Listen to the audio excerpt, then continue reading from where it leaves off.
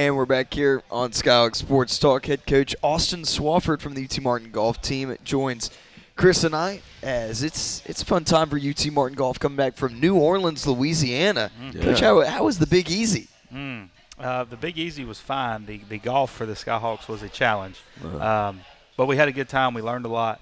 It was a great golf course, I will say that. English turn, fantastic golf course. We did enjoy the layout. The conditions presented a challenge, and we did not handle them great. But all in all, like I said, we learned a lot and hopefully be ready to go this week. What were the conditions? We had winds of 20 to 30 miles an hour, and we had greens about the size of this table. Now, look, everybody had to play it, okay? Yeah. We just did not play it well.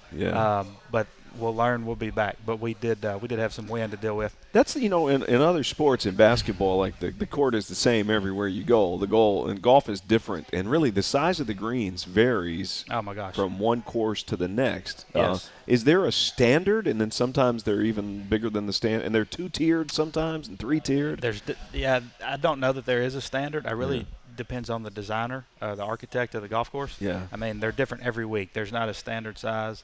Sometimes they're extremely big, but all one level, and sometimes they can be small, multiple levels. Like, it really is totally up to that architect. Yeah. How important is a green in regulation? Very, very important. We learned that this past week. Yeah. Now, again, sometimes it depends on the speed of them. Are they slow, fast? Are they flat? Are they undulated?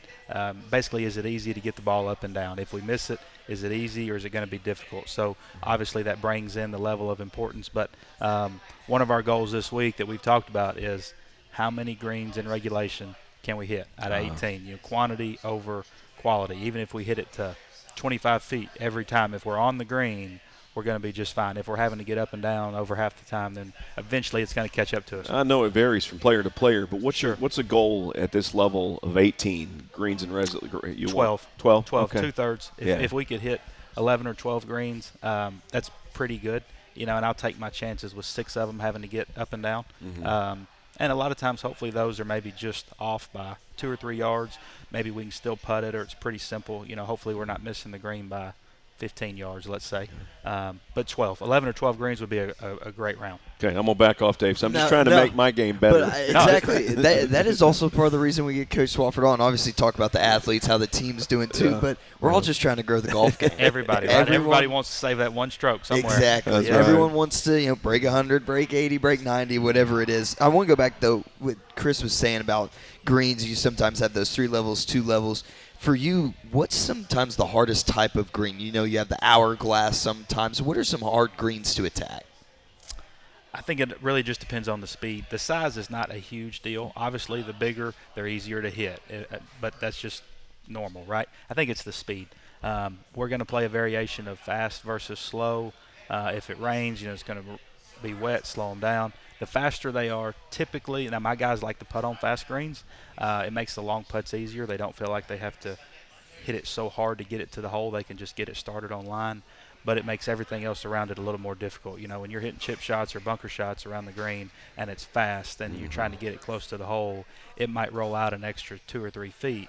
And instead of having a 3-footer for par, you've got 6 feet. So the speed, in my opinion, makes a difference compared to the size. But again, we like putting on fast greens, so it's kind of a catch-22. What really gets me, and I'm a terrible golfer, is that the speed changes from the first hole. I mean, as you play, depending on what time of the day you play. No doubt. And if you're also playing the same course in multiple days, it changes from day to day. 100%. 100%. A lot of times we play 36 holes in one day, and when they're starting at 8 o'clock in the morning, you got the dew on the ground. They're going to be a little slower. They're going to dry out as the day goes on. But by the time we get to the last 6 holes, holes 31 to 36, and the grass has had time to grow all day. People have been walking on them. They're going to go back to being slower. So you definitely have to make that adjustment. So correct me if I'm wrong. I think it was, a couple weeks ago you played at the Bear and the King golf course, or is it flipped around? It was flipped around, King and Bear. For those that don't know, that one is designed by Arnold Palmer and Jack Nicklaus, 2 Masters champions. How'd that one play? That one was great. Green's obviously kind of a resort-style course. They want to get people to come into town. That means it's easier? Well, the greens were bigger. I'll say that. The fairways were fairly wide and the greens were a decent size. Now, we did have some water and some sand traps to deal with throughout the play, but the fairways and greens itself were a decent size, so they gave you a chance. And it's so funny you mentioned the elements and the weather compared to other sports. So I'll tell a real quick story. J.R. Smith, who played in the NBA, plays for North Carolina A&T. Played for the Knicks. He was playing in that tournament. Really? And he was playing in your tournament? He was playing in that tournament 2 weeks ago. No way. Yes, he was. Now he's 35 years old. Correct. Yeah. Correct. And he was playing. I mean, the guy played in the NBA Finals and was playing in our collegiate golf tournament.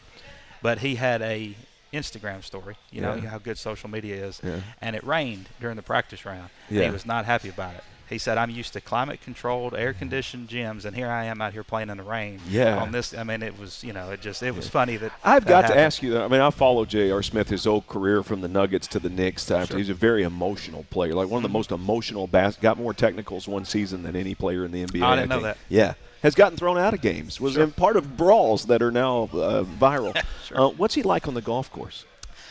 We did not get paired with him, but obviously he had the most attention, as he should. Yeah. Just competitive, very composed, though. I mean, I watched him warm up on the range. He was great. If other than being 6'7", you would just know he's a normal college golfer. Does height hurt you at all? I don't think so. His clubs are probably going to be fit to his height. Yeah. So as and long you got as a great leverage. Correct. He can probably create some speed that other people can't. Yeah. So as long as those clubs are fitted, then no, it's not going to. Okay. Yeah. Oh. So St. Simon's Golf Club coming up this weekend at the People's Golf Champion. Is this named by The Rock? People's Championship? What the heck is this? Listen, Western Carolina's the host, and they got a sponsor. So all I know is that's what it's called. Is the sponsor The Rock? I wish. I hope so. If they haven't told us. If you show up in Dwayne The Rock Johnson, I'll take a selfie. I promise. We will have to post it on social media No as well, doubt. and everyone is going to see Coach Swafford with The Rock. So, what's the scout here on this golf course, and what are you looking forward towards? We're going to have to keep it in front of us. It's not real long. It's 6,600 yards. Just for context, if 6,900 to 7,100 yards is a typical collegiate event, so being 66, it's definitely shorter. But I believe the golf course kind of goes in and out of a neighborhood. We got kind of some tree line fairways, some out of bounds. We're going to have to keep it in front of us. But if we can do that, we should have some wedges, short irons into the greens, and be able to make some birdies or have some birdie opportunities. But like I said, we can't left and right. It's not going to be an option this week. We're going to try to keep it in front of us. Well, listen, hey, birdies sound good to me. Yeah. Any day of the week. We're looking for a few more opportunities than last week. We'll see what happens. Well, Coach, thanks so much for joining us, and hey, good luck this upcoming weekend. Thanks. Enjoy St. Simon's and hopefully some nice weather down there. That's right. That's right. We appreciate it, guys. If I quit this season, I still be the greatest. Skyhawk Sports Talk Podcast is brought to you by Weekly Ford Nissan. And we are back here on Skyhawk Sports Talk. Davis Gregory here with me, Chris Brinkley, and joining us now, head coach of the UT Martin men's basketball team, the 2024 OVC champion UT Martin men's basketball team. That felt so good to say. I just want to go ahead and say that for everybody. That felt so awesome to be able to say that. Head coach Ryan Ritter joining us now. And, Coach, it was a pretty fun weekend for us. Well, it was fun to say. It was fun to hear it. But, yeah, what a great weekend. Obviously had a lot of alumni in town, had senior night. Capped by an exciting game and ultimately being able to cut the nets with this group of guys. Pretty special Saturday for the Skyhawks. The alumni was a phenomenal turnout. Did you get to visit with some of those guys? Yeah, it was awesome. Yeah. A lot of guys back from that 08-09 team had a chance to come in the locker room after the game, celebrate with us, and get a chance to, kind of high-five and hug those guys. So it meant a lot to our team that, they took the time out to come. Guys traveling from, 2, 3, 4, 5 hours away and taking the time out of their Saturday to help us, create some history. Yeah, it was a magic night. It was, and I want to also point out one person that was there. Lester Hudson was there, and what did he share with the guys there in the locker room? He was just sharing, what a special time that, he had at Martin and the opportunity to cut down the nets with his brothers and just kind of relishing in the moment. And obviously he's had a tremendously successful pro career, and a lot of people talk about that, but he really hit on just enjoying these moments and these times at Martin because it just means a lot to him. And so I think our dudes were pretty fired up when he came in the locker room and kind of shared that stuff with them. I called Lester's games, and I see this in many of the players on your team. Incredible focus, incredible work ethic, and a will to win that was unmatched. Yeah, I think, all those are factors, and I think the last thing you said, just a will to win. We've got a group of guys that are sharing that as well, and I actually watched your halftime interview with him, and it's kind of what he was sharing is, our guys share that, and I think that's what a big piece of cutting down on that, big piece of winning a championship is things aren't going to go according to plan, all night, but do you have that willingness to battle through and persevere, and obviously Lester did, and our guys, do as well. Yeah, your guys definitely do. And so appreciative for everyone that came back, but also one of the cooler things for me was that Parker Stewart was there, and for him to be able to see you all win that, especially as coming back last year and being part of that magical run, and for him to come back and see that, especially everything that him and his family have been through, that was special. Yeah, it was pretty cool. We were texting yesterday and just telling him I appreciated him being there, and he's got a Skyhawk tatted on his leg. He's a Skyhawk for life. So, big reason we're able to win a game like we did Saturday is guys like Parker, KJ, Chris Nix, people that have come through the program before, and Parker helped us set the tone last year. And if he's not part of 19 wins and turn this thing around, we probably don't have the recruiting class we do this year. And so it's pretty cool to be able to celebrate with him in the locker room as well. So now I guess getting to the games, we'll start out on Thursday here. So you come back from back-to-back halftime deficits. It was 4 there against Tennessee Tech, I believe. Message in the locker room was just chill out, guys. Hey, yeah, here just we relax. Go. Yeah, I thought we were tight. Obviously we knew we had a lot on the line in terms of regular season championship, and I think it got to our guys a little bit. And then second half, I thought we real more so on the defensive side. Started sticking to our game plan and getting out, getting stops, and running, and ultimately ended up able to win by double digits here in that second half. And then moving on to Saturday, Tennessee State leads at halftime, 43-40. You get into the locker room, message to the guys there with 20 minutes of basketball left. This is Thursday all over. We're down 3. We got kind of punched in the face early on, and we're going to have to respond defensively in the second half. And obviously Tennessee State's a team that's playing well. They had won 9 out of 13, and they've got a really talented team. So it's really just stay the course. And I don't know exactly what these next 20 are going to look like, but let's just understand that we got up for grabs and play loose and play together. And I think one of the best parts about that game was that Tennessee State, it looked like they had made 12 of 13 shots at one point in time, but you all kept responding and kept chipping away.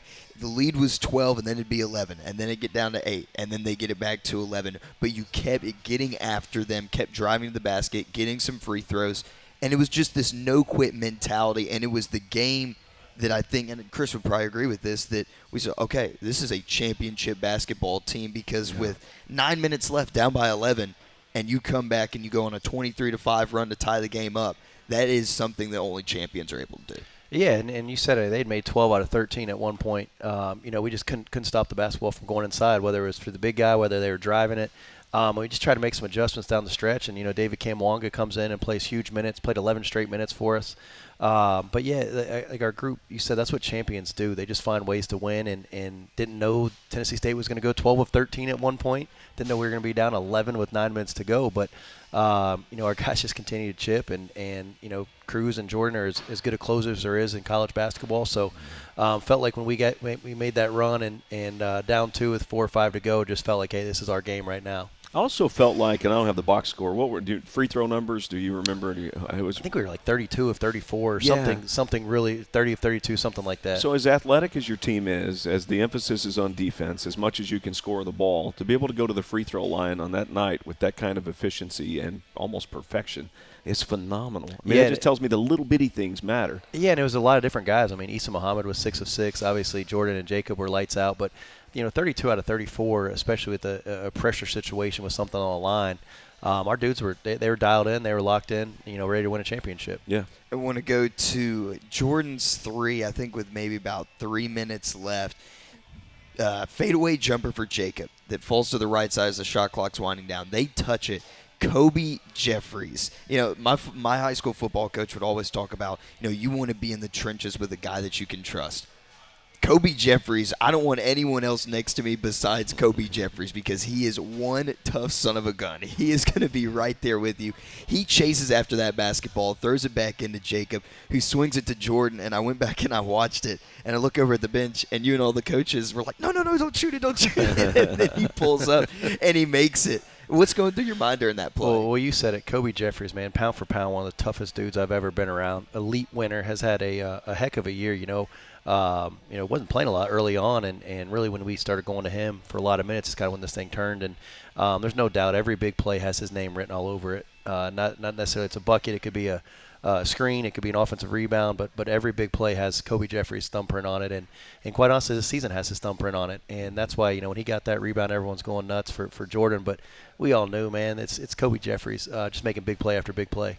And the ball then later on gets to Jacob in another moment where you're like, no, stop, slow it down. And then he hits the shot. Are you just like, oh, well, okay. I mean, it's going in, so whatever. I mean, we said it. Jordan and Jacob, two of the best closers in college basketball. If you look at I think we're 6 or 7-0 in close games. We're really good with those two guys on the floor late, and they really feed off each other. So, sometimes you want to temper it down a little bit, but when they have that much confidence, we're a good group. I would almost like to see, two of the top scorers in the country, how much they assist each other, like statistically Jordan's assists to and vice versa. Yeah, I think they're a perfect complement to each other. They're really figuring out, I think the last 5 games they're both averaging almost 30. They're just growing and gelling the more and more they play together, and obviously we felt great that those guys going into the OVC tournament. And so now the OVC tournament up this week have the number 2 seed, so automatically in the semifinal, same spot you were in last year. And you await the winner of Morehead State, SIUE, Eastern Illinois. Just your thoughts there on getting the double bye. It's very huge, but a lot of time for you all to rest, which can be a good thing, but also team clicking right now. You might worry about, I don't want them to get out of rhythm, but also I think it's good for this team, though, to get some necessary rest and be able to rest up and get ready to go. Yeah, I think the biggest thing is, you're having a chance to play Friday night in the semifinals already. You're 40 minutes away from playing for a championship, and so obviously that's a big deal for these guys. But yeah, we got to get some rest. Yesterday, today, get some bodies under us. But then we got to find a way, like we've been doing for the last 2 months, is getting better throughout the week. And there's a couple things we've got to tweak and touch on this week. But really, just getting these dudes mentally and physically as ready as they can. Tuesday, Wednesday, then we'll head up there on Thursday and hopefully have a great evening Friday night. And how do you handle, I guess, the emotions now of tournament basketball? And now I feel like this past week has helped a ton in that, because Thursday it felt like a tournament game. Saturday definitely felt like a tournament game. And it seems like you all are up and ready to go and possibly going to face Morehead State, a very good basketball team in them as well. Yeah, I think it's the same message we've been telling these guys the last 2 months. Today we're going to get in there. We're going to watch our film. We're going to do some yoga. We're going to do some weights. Tuesday we're going to practice really hard. Not really worry about Friday. We're going to worry about what's the task at hand, and we've got a collective bunch that to give them credit, they haven't looked ahead. They've just found ways to get better day by day. And we're about out of time, but you said yoga? Yeah, we're doing yoga. So every Monday we do yoga. Like downward dog and I don't warrior position. They're doing it. Are you doing it too? I have not made the trip up there yet. Okay. Coach Ritter said, you might have to do that for the good vibes now. They listen to some odd music up there when they're getting ready, and I kind of go up there for stretching. Then when the yoga starts, I usually move on. Who's really good at it? Do you know who's the yoga master? I don't know. I'll tell you who's not good. KK Curry.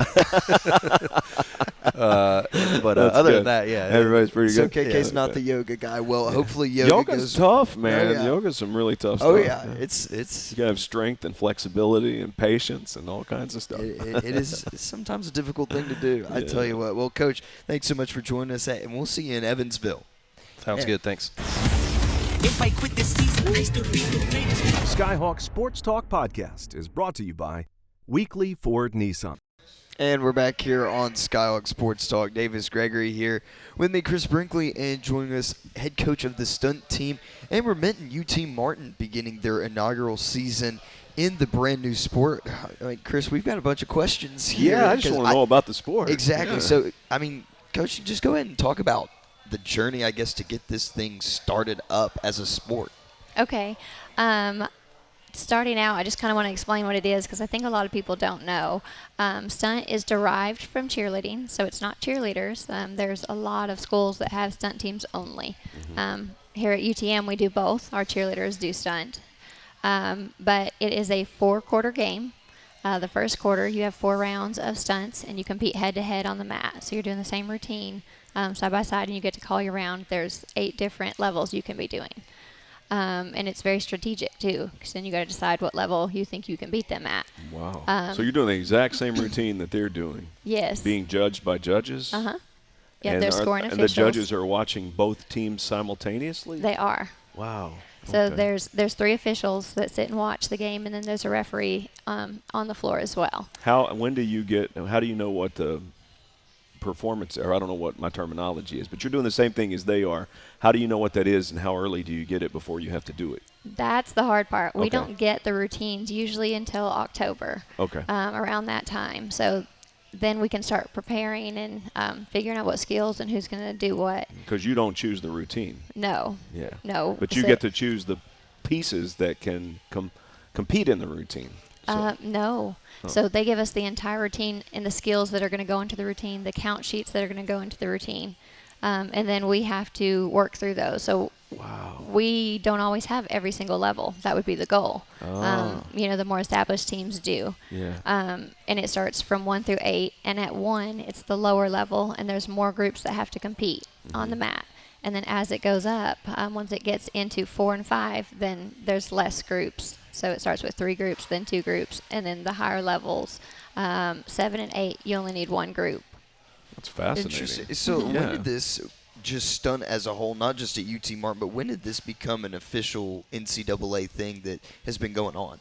For us, for D1 schools, August 1st of this Whoa. year. What? Wow. Yes. So everybody's kind of in it for the first time. Yes. Yeah. It passed last year for another division, and now all 3 divisions are officially a sport. Had you personally been following it before it Yes. passed? Yeah. So you Yes. knew all about it.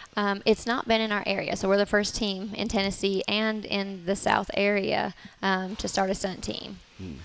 So it's been going on for a while in other areas, and I've seen it, and it was really exciting to me, but it just hadn't grown this way yet. And then when I started here, my athletes, they just needed something. And I started researching more and thought, this is something that we could be really competitive in. This is something we could be really good at. Yeah. And I do believe it's a sport that's a spectator sport. It would be enjoyable to watch. It is. Yeah. It is. You get really excited watching. If you've never seen one before, you're in for a treat this coming weekend because you will not want to stop watching. Yeah. And I mean, this upcoming weekend going to be at home, and Southern Arkansas, Missouri Baptist, also Kentucky coming in too. Yes. But want to go back to, I guess, the girls. What was their reaction when I remember the video that we put out about they finally get jersey numbers and everything like that. So Yes, what's that it was been fun. like for them? I think initially for them, it was almost like shell shock. They were immediately like, this is the best thing ever, and we can't believe this is happening. And they just wanted to show everyone and work hard and show everybody what we can do and what we're capable of. More than just round or quarter 1 is stunts, but then quarter 2 is pyramids and baskets. So then you have another element that you've got to learn, another 8 routines for, or as many as you can. And after halftime, you have jumps and tumbling. So that's another element of skill. And that skill takes years and years and years. So those athletes have worked most of their lives, for that mat time. And then the fourth quarter is all 3 put together in a compulsory routine. So there's a lot of elements. There's a lot of work that goes into it. And the game lasts about an hour or 2, so you can only imagine how much prep all of those routines are, Yeah. leading up to that. So I And think conditioning, because that's a lot. yes, we Yeah. do a lot of conditioning, a lot of Yeah. working out. We started doing weights, weight training, and that's been a big help. So huge help. is there a clock? Is there a clock? No. Yes. Yes. Yes. So the clock, I guess the best way to explain it, it's more for the timeouts and pregame and halftime and stuff like that, because each round music is played to the routines. So each routine is 30 seconds until you get to the fourth quarter, and then it's a minute and a half, gets all the routines put together. Wow. Is there music? Yes. There is. Do Yes. you choose the music? Well, No. they give you the music Yes. when they give you the routine. Mm-hmm. Wow. It's a lot. Yeah. No, it's almost like being an actor in a play. I don't know, it's a bad example, but you're given the script, and then you have to learn to do the best performance you can with That's the right. script that you're given. That's right. Yeah, because, no one changed Shakespeare's words. They just Right. had to deliver them as Shakespeare wanted them or put their own spin on it. Yes. So do you get creativity and flexibility within this at all? None. The Oh. only creativity or flexibility we get is when we call the number. We have a little chant that we do before we go on the mat, and that's, just our thing. And then after they perform, they have a signature that they do. But it has to be before the music and after the music. Okay. And you'll see that this And weekend. So I know the high school cheerleading, I don't want to say it's the same thing as Stone, but they also compete for some championships as well. So is that where you kind of find your recruiting in it? Find your recruiting in as well? Oh, yes, definitely the recruiting. No, it is two completely different things. Like I said, most schools have stunt as a separate sport. And there's a few of us that are still doing both to get started, basically. But I recruit probably more girls from cheerleading than anything else because there is not stunt in our area yet at the high school level and lower levels. There are a few teams nearby that have started putting it into their all-star programs to introduce it to our area. So here we are at the beginning of an emerging sport. Where do you want to see UTM in 10 years, and where do you think the sport will be in 10 years? I absolutely want to see us at the top of it. Yeah. Which is my goal. You know, we're new, just like a lot of the other teams in our area. So if we continue to build on the foundation that we've already built, I don't see any reason that we can't be, you know, leading in this sport at some point. Yeah, and I think having the courage and the bravery to jump right in here in the beginning is big. Plus, your knowledge coming into it. Yeah, that's huge. It is big. Well, Coach, hey, thanks so much for joining us. Good luck here the rest of the season. Thank you. If I quit this season, I still be the greatest. Skyhawk Sports Talk Podcast is brought to you by Weekly Ford Nissan. And we're back here on Skyhawk Sports Talk. Davis Gregory here with me, Chris Brinkley, and joining us now, Coach Chelsea Farmer. Yeah, she was in a really deep conversation over there on this. We're actually on the air. If that's trying to learn okay. more about Yeah, stunt as well. Coach, hey, thanks Yeah. so much for joining. No Where's problem. Oakley? Listen, she would be right here in my lap if I would have brought her. She would take over the show, so I And couldn't let her I think- upstage y'all like that. so. See, I think we would have been okay with that. It Yeah, could have just that's been right. Oakley Sports Talk. She's a talker. I'm not sure you would have gotten a lot of sports out of her, but she is a But talker. she would have let us know. Oh, She would yeah. have let us know what's Oh, yeah. going on.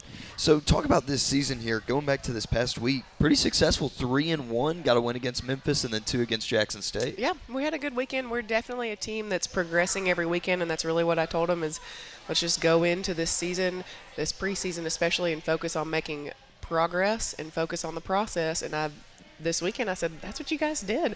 We won 2 ball games in a day this weekend, and I said, we hadn't done that yet. That's great. I mean, that's something that it has to be the expectation for OVC because you play 3 games, you play a doubleheader one of the days, and I said, you guys have to get used to winning 2 ball games in a day. That's something we got to do. So it was exciting for them. And you all have been able to do that. I mean, you especially whenever you pitched for UT Martin. Talk about kind of your career and how that has now helped you now in coaching. You know, I was just thinking about this the other day because, I had 3 rings out of the 4 years, but I'm more thankful for that year we didn't get the ring than ever before because I feel like I can speak to both sides. I know what a winning team looks like, and I know what a team that doesn't win Could you have looks ever like. imagined that painful year that later in your No. life it would help you so No, much? I mean, no, I couldn't. And, going into education, I guess that's kind of how my mind works now, but back then it definitely I'm did sorry not to interrupt, work but that keep way. going. Yeah, but no, No. that lets you look at it either Yeah, way. yeah, it does, and it helps me help these girls who haven't won a championship. We have a lot of kids on our team who have never been a part of a championship team that really want that. And I'm like, look, here's where we are now. Here's where we need to go, and we can get there. I mean, we have 10 seniors this year. These girls are ready to go. They're ready to rock. They are highly motivated girls. Yeah. And one thing about the championship teams and the makeup of them, you said it there, seniors. You have to have a lot of really good leadership players that have been there before. What are some other things that make up a championship caliber team? Culture, just being willing to work hard and try to get on the same goal. Try to get on the same path toward the same goal, and that's what I said. You're not always going to agree. There's 10 of y'all seniors. First of all, that's a lot of leadership, a lot of differing opinions. They're very, I don't know if you know any of them, but there are very different personalities on this team. But I said you're not always going to agree, but if you can get on the same path toward the same goal, which is winning a championship, you'll be fine. And we've had Casey here on the show, and we asked her about her relationship with you and your daughter, Oakley. What has that been like to be able to watch that grow up? And just that has been awesome, at least for me, because whenever Casey and I were in school together, I think you just had Oakley at the time, and then now it's like, oh my gosh, we've basically seen her grow up. It's crazy. It's so cool. It's really cool for me, but it's really, really cool for the girls. And just my coaching mindset is this is what they need. Oakley got to come on her first road trip this weekend. She was supposed to come to Nashville, and then Nashville got too cold and snowed out, so we didn't bring her. But she got to come this weekend, and she stayed at the hotel, and I brought her down to breakfast, and in between games, she was there in the bleachers hanging out, and it's just it's good for Oakley, it's good for me, it's good for those girls to say, hey, this is what normal life looks like. You know what I mean? There's more to life than softball, and at one point in your life you're going to experience that. But hey, you can do all the things. You know what I mean? And it's been the most fun thing to watch that happen. Well, and softball's different than some. I mean, it's almost like a family. Mm-hmm. I mean, I don't know why you don't see that in all other sports. Maybe you spend more time together, not actually. I don't know what Not it playing. is. Yeah, I think that's what it is. I mean, you got to think about it. Like this weekend, we left on a Friday morning. We had one game Friday, 2 Saturday, 1 Sunday, but a lot of that time is spent traveling together, eating together, sitting at the hotel together, between games together. You know, you need it's to not- like each other. Yes, and then you have the rain delays, Yeah. the weather stuff. There's just a lot Between of time. games, Yes, yeah. yes. There's a lot of time spent in this sport not doing the actual sport, probably more so than other sports. And that's a great chance to teach them about life and teach them about, hey, like, you know, when you get into the working world, this is what it's going to be like, and you're going to have a boss, and you're going to have a family, and you're going to want to balance both. And that's what I strive to do as a person, and to be able to teach them that and really like show them that live is the coolest thing. And Oakley thinks she's a college kid when she's with him. So But you're not that's that a far whole other- removed from being a player. No. I mean, I don't know how many years ago. How many? 10. 10. So that's not too Ish. far. I mean, you're right there. You remember it like it was yesterday, Oh, yeah. I'm sure. Oh, yeah. And now you're on the other side of that, and you're blending those two worlds, plus your family with that family. There's a lot going on here. There is a lot going on here. And, you know, there might even be some players on our team that don't know a lot about my playing career. It's honestly something I don't bring up a lot because I'm a firm believer in that doesn't necessarily matter to them other than the way that I coach them. And so it may come out more now, but you may have some players on our team that don't really know any of my history here, and that's okay. Which is crazy because I remember Dr. Robinson at WTM, all he would talk about is, oh my goodness, funny. whenever Yeah. Chelsea would pitch, I mean, she was on fire. And there was that one series, played Alabama in an NCAA regional, Oh, yeah. and talked about how you were sick that time.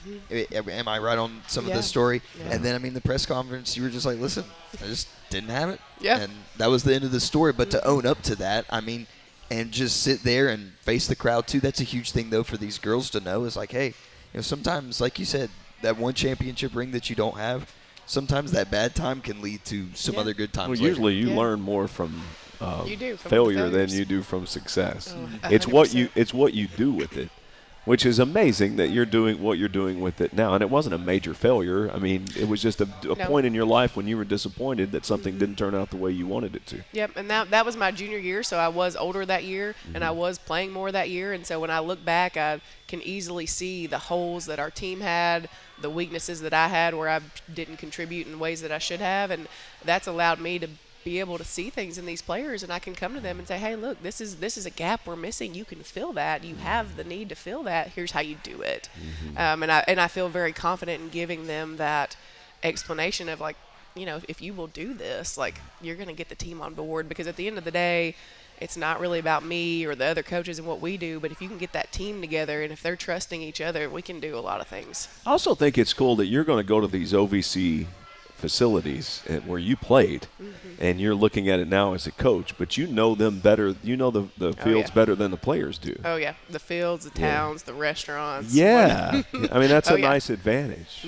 Yeah, it is. It is, and it's really cool just in general because I feel like I know the university really well, and I know this town, and I know Martin, and I know how the girls are supposed to act, and all the things are there, and it's really fun because I want to help them, and at the end of the day, I want them to have a good student athlete experience, and I had such a great student athlete experience, and that's what they deserve. And so my whole goal right now is to make sure that they have that. But one way you get that is you win. You win. That's I mean, right. that's a good student athlete experience. And so. everybody loves to win. Yeah, they everybody do. loves to win. Yeah. And I mean, coming up this week, got Murray State, and then it's on to conference after that. Right now, we think the identity of this team is right now.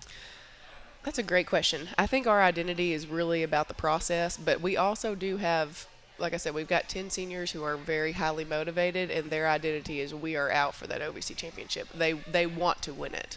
But I think we are still very process-oriented, and at the end of the day, they know that, you know, it's going to be a roller coaster until we get to that OVC tournament in May.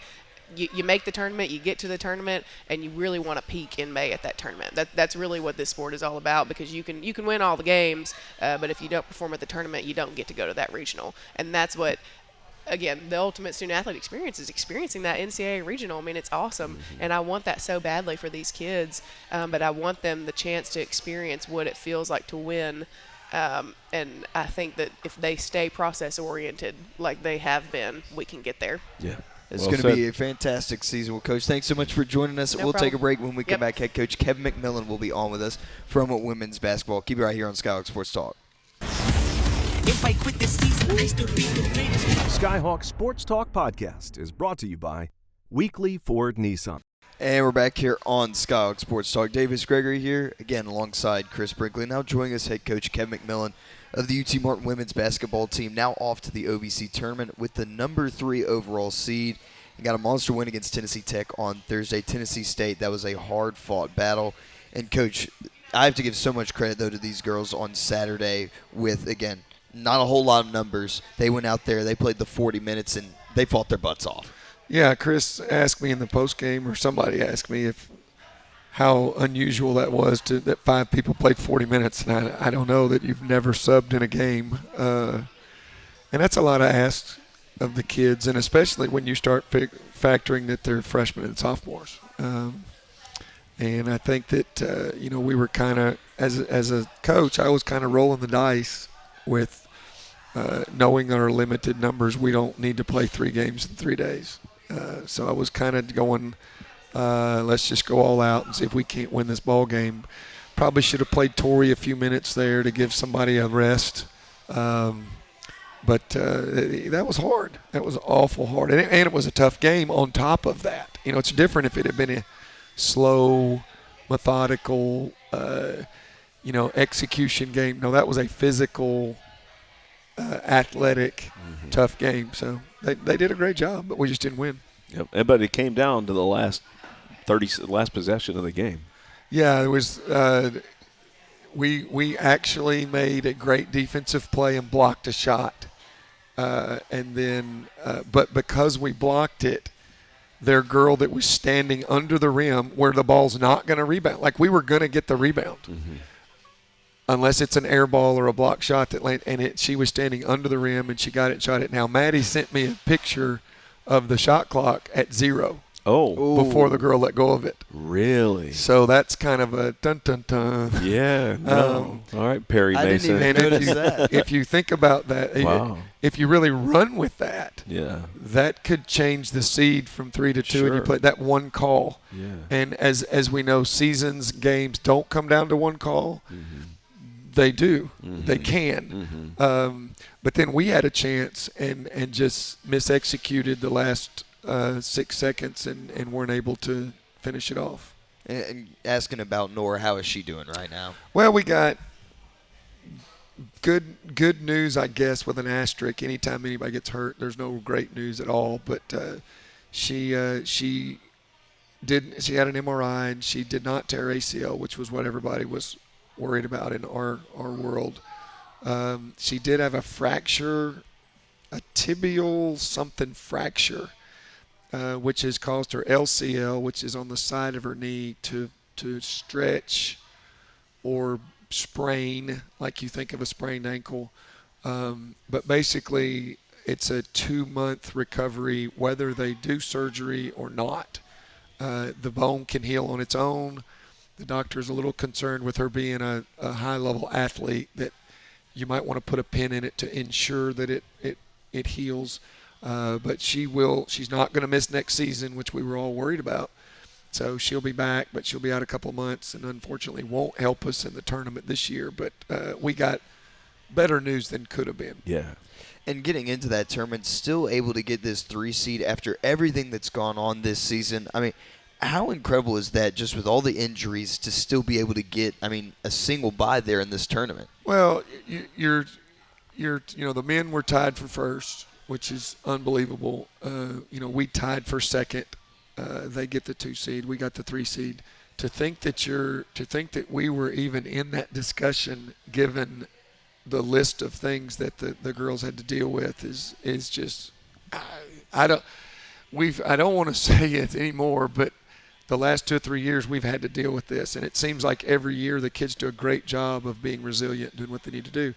But the last 2 years we've done it with juniors and seniors that were either filling the roles or were helping the young ones figure it out. This year, not so much. It's been all freshmen and sophomores, and it's been freshmen and sophomores helping freshmen and sophomores, except for Shay, who kind of is, because she was hurt kind of 2 of those years. So for them to be able to do what they've done is amazing, absolutely and amazing. the coaching staff too. And I know you. Yeah, you keep saying that. Well, let's not even talk about you. Let's it. talk about your assistant coaches. Well, I mean, y'all have really had to spend a lot of time trying to figure out how to reinvent the wheel on numerous occasions. Probably more than anything that you've had to work with them on not overreacting, and keeping their focus where it's supposed to be. Because if you ever step back and look at what you're dealing with, odds are you're going to get overwhelmed and panic and not be able to do anything. And I think that the staff has probably done a great job of talking with the girls, just kind of keeping them on focus. Now, I mean, we're all a little bit depressed about Nora because we were kind of at the point where, can we really afford anything else? Yeah. And I think the answer is no. The logical answer is no. But, who knows? Who knows? We're in the tournament. Anything can happen. Stranger things have happened. It's just a challenge having to play back to back to back. Yeah. I wanted to go ahead and talk about senior day too. So Sydney saw the video on social media. Her dad came and surprised her there at practice the other day. What went into the planning of that, and how special was that? It was great for Sid. Sid's one of those that should have played this year and last year, but she had an injury that Mercer. And I've only seen it one other time, and it's an injury that's in like an 18-month rehab. So she was out for the rest of her career. But if you ever pay attention, she's always in the middle of stuff. And she's such a great ambassador for the university. And anyway, her dad couldn't make it to the senior day thing on Saturday. So I think Stacy, Jazz, Maddie all kind of coordinated together, and he got up early that morning and drove down from Clarksville, and then we had to kind of lie to Sydney about a few things to get her over there, and it was really sweet. It was neat to see them. And also Allie Smith, manager. I know that role doesn't get really talked about a lot, but I mean her work doesn't go unnoticed, and she's been a special part to this team. Yeah, a lot of people don't know Allie because she's really quiet and she wants to be behind the scenes, but she's one of the funniest human beings that I've ever been around. So if anybody ever gets to sit down and talk to her, I mean, she's got the driest sense of humor. She came. So we finished the talk, and we're getting ready to go down for the game. And she comes out and she said, "Okay, Coach, who do you want me guarding? Because I know I'm starting." Just as matter of fact. And I just started laughing, and I said, "It doesn't matter. You're going to shut them down wherever you guard." She goes, "Okay, I'm ready," and just turned around and walked out. Yeah. And it's just, she's a great kid. You need players. You need people like that as part of the team. Oh, absolutely. And and we put so much on our managers, and we don't treat them like managers. We treat them like either assistant coaches or we treat them like players. It's like, but they do stuff that people just don't realize. And she's been phenomenal for us for 4 years, and worked with Lydia for 3 of those, and they were a great combination too. How was it at Alumni Day seeing Rakisha, and I'm going to miss some names here, but Chelsea, all the former players? Oh, it was great, and I asked.